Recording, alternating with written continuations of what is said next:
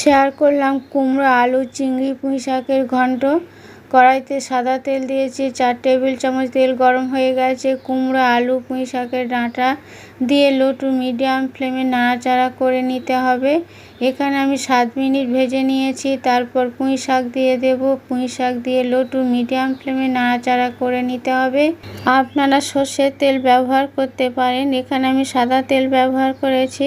উল্টে পাল্টে নাড়াচাড়া করে নিলাম লো টু মিডিয়াম ফ্লেমে 3 মিনিট। তারপর ঢাকা দিয়ে দেব।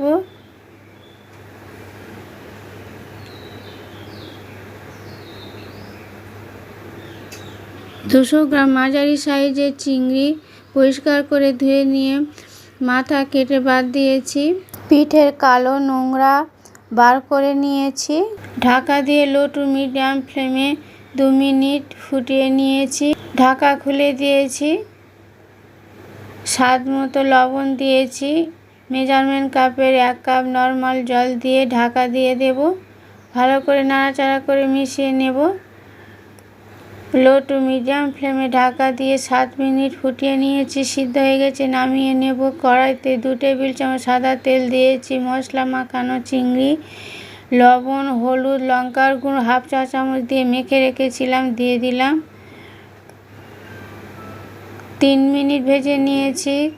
কড়াইতে একটি টমেটো কেটে দিয়েছি। আদা বাটা 1 চা চামচ। 3টি কাঁচা লঙ্কা দিয়ে দিলাম।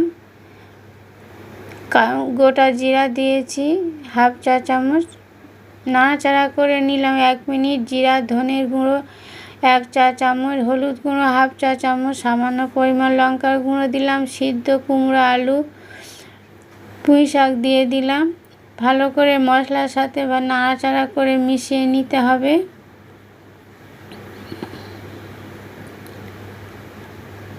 লো টু মিডিয়াম ফ্লেমে 10 মিনিট ফুটিয়ে নেব।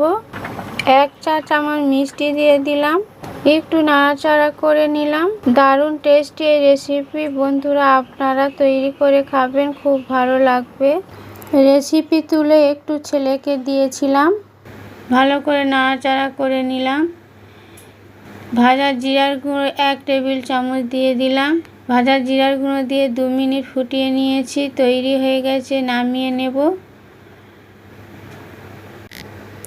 গরম ভাতের সাথে পরিবেশন করতে হবে। ভালো লাগলে লাইক, শেয়ার, কমেন্ট করবেন। নতুন বন্ধুরা সাবস্ক্রাইব করবেন, বেল আইকনটি প্রেস করে দেবেন।